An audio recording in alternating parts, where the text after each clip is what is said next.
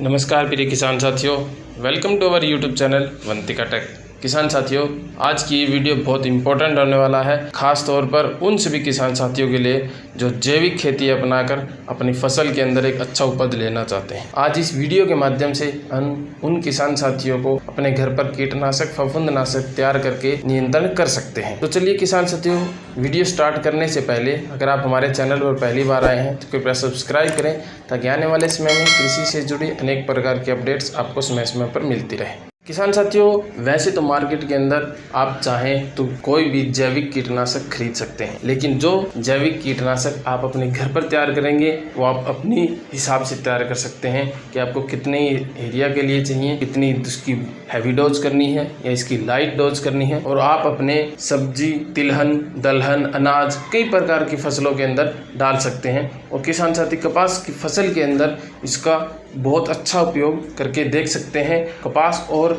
धान की फसल के लिए ये सबसे बढ़िया चीज़ है, क्योंकि इन फसलों के अंदर बहुत ज़्यादा कीटनाशक और फफूंदनाशक की दवाइयों की ज़रूरत पड़ती है और इनके अंदर बहुत इनपुट कॉस्ट बहुत हाई होता है। तो चलिए स्टार्ट करते हैं। किसान साथियों, सबसे पहले आपको अपने घर पर अड़ोस पड़ोस में जहाँ पर भी आपके पास नीम उपलब्ध हो, उस नीम की पत्ती को तोड़ देना है। जितनी ज़्यादा हो सके उतनी पत्तियां आप ले लीजिए, कम से कम 4 से 5 किलो आप ले लीजिए, ताकि आपके जो 2 से 3 स्प्रे आराम से निकल जाएं। और अगर आपके पास ज़मीन कम है या एरिया कम है तो आप अपने अनुसार 1 से 2 किलो भी यूज़ कर सकते हैं। हमने जो भी चीज़ इसके अंदर डाली है वो 10 एकड़ के हिसाब से तैयार की है। तो आपको सबसे पहले नीम की पत्ती ले लेना है। नीम की पत्ती लेकर आप इसके अंदर से पत्ते अलग कर लीजिए और ये टहनी है, इनको अलग कर लीजिए, ताकि जब इनको आप रस निकालें एक बहुत अच्छा आपको इसका क्वालिटी मिल जाए। आपको पत्तियां निकालने के बाद जो जिस किसान साथी के पास क्षेत्र के अंदर अगर निम्बोली भी उपलब्ध होती है, यानी कि नीम के अंदर अगर पकी हुई नहीं, जो कच्ची निम्बोली होती है, वो भी तोड़ के आप अलग से रख सकते हैं, उनका भी आप उपयोग करके बिल्कुल देख सकते हैं। नहीं तो किसान साथी नीम की पत्तियों को तोड़ दें और इस प्रकार से हटा लें।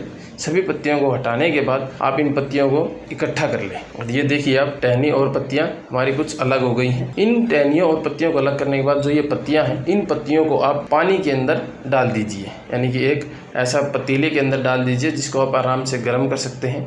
उन पतीले के अंदर डाल के इसको भर दीजिए और उसको पूरा पत्तियों से भर दिया है हमने। आप देख सकते हैं एक बाल्टी भर गई है और इसके पूरा हमने इस प्रकार से भर दिया है। ये भरने के बाद में किसान साथियों इसको आप छोड़ दीजिए। हो सके तो इसको ज़्यादा से ज़्यादा टाइम छोड़ दीजिए, जैसे कि शाम के समय नीचे आंच लगा के छोड़ दीजिए और सुबह तक आपको ये बढ़िया इनका रस निकल जाएगा। नहीं तो किसान साथी कम से कम इसको 2-4 घंटे के लिए आप छोड़ेंगे तो इसका जो रस है वो अलग से निकल जाएगा। और आप देख सकते हैं किस प्रकार से इसका जो रस निकला है। किसान साथियों, इसके बाद आपको क्या करना है, इसको आप निकाल लीजिए, इसको छान लीजिए और एक बड़े सारे ड्राम या फिर किसी बर्तन के अंदर इसको डाल दीजिए। इसके बाद आपको इसी बर्तन के अंदर कुछ हमने देखिए ये दिखाते हैं आपको, एलोवेरा लिया है। एलोवेरा बहुत ही एक फ़ायदेमंद चीज़ है, क्योंकि जैविक कृषि के अंदर ये जो एलोवेरा है ये एक किस्म से जो पत्ते के ऊपर पेस्टर आता है, मतलब ये हम कह सकते हैं जो कीटनाशक फफूंदनाशक हम बनाएंगे वो पत्ते को ऊपर चिपका के रखेगा और उससे दूर नहीं हटने देगा। दूसरी चीज़, ये एक प्रकार से ऐसा घोल तैयार होता है, कई प्रकार के कीट है वो पत्ते के ऊपर आने से भी करते, क्योंकि आपको पता है एलोवेरा बहुत ही कड़वा होता है। तो हमने यहाँ पर एलोवेरा लिया है। एलोवेरा के 2-3 फायदे और भी हैं जो किसान साथी जब अपनी फसल के अंदर डालेंगे तो आपको दिख जाएंगे। एलोवेरा लेने के बाद में किसान साथियों इसको भी आपको देखिए एलोवेरा लेना है। इसको किस प्रकार से जो इसके कांटे हैं उनको साइड से करके निकाल दीजिए।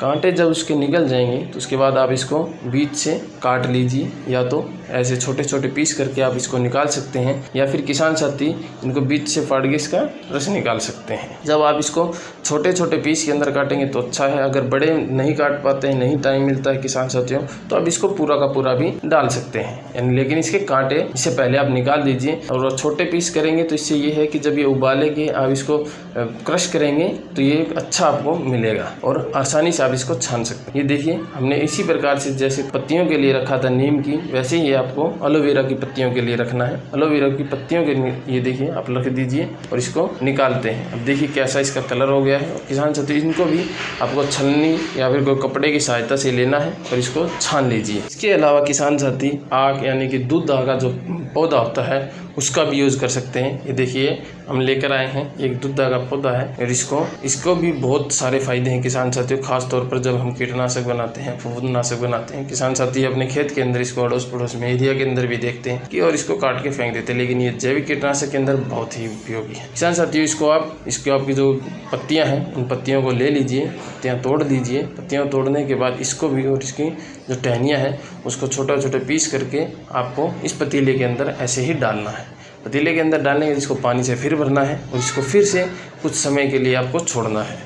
जब आप इसको 2 से 4-5 घंटे के लिए छोड़ देंगे तो उसके बाद जब ये पानी गर्म हो जाएगा, उबल जाएगा और उसके बाद इनका रस निकल जाएगा, तो आप ये देख सकते हैं कि किस प्रकार से इनका जो रस है वो निकल गया है। रस निकलने के बाद किसान साथी इसको छान ले और फिर से उस ड्रम के अंदर डाल सकते। किसान साथी इसके अंदर हमने 3 चीज़ें ली हैं। सबसे पहले नीम लिया है, दूसरे नंबर पर हमने इसके अंदर एलोवेरा लिया है, तीसरे नंबर पर इसके अंदर हमने दूध या आक जिसे आप कहते हैं उसको प्रयोग किया है। इसके अलावा किसान साथी जो इसके अंदर जो घोल बना रहे हैं इसके अंदर आप मिर्च अगर आपके पास उपलब्ध है तो मिर्च का पाउडर भी डाल सकते हैं या हरी मिर्च की पत्तियों को कूटकर भी आप इसके अंदर मिश्रण कर सकते हैं। नहीं तो किसान साथी कोई ज़रूरी नहीं है, आप इन 3 चीज़ों को मिला सकते हैं। इसके बाद किसान साथियों अगर आपके पास छाछ है, पुरानी छाछ है, तो उसका भी आप इसके अंदर मिश्रण कर सकते हैं। नहीं तो जैसे कि हमने पहले से पुरानी छाछ है उसको एक लंबे समय से रखी थी तो वो जो बिल्कुल सूख गई है और आप ये देख सकते हैं कैसे इसके छोटे छोटे पीसीज और ये ड्राई हो गई है। एक किस्म से हमने इसको क्रश कर लिया तो एक पाउडर बन गया। इस पाउडर को भी आप इसके अंदर डाल दीजिए क्योंकि छाछ एक बहुत असरदार चीज़ है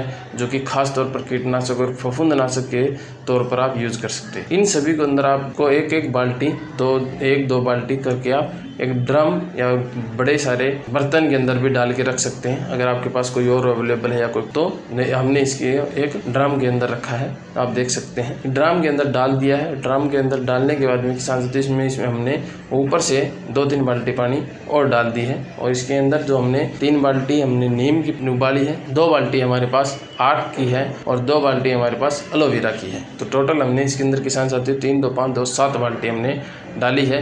और इसके अलावा थोड़ी सी हमारे पास यानी कि आप मान सकते हैं 100 से 150 ग्राम हमारे पास खट्टी सूखी हुई लस्सी रखी थी, उसको भी हमने क्रश करके इसके अंदर डाल दिया है।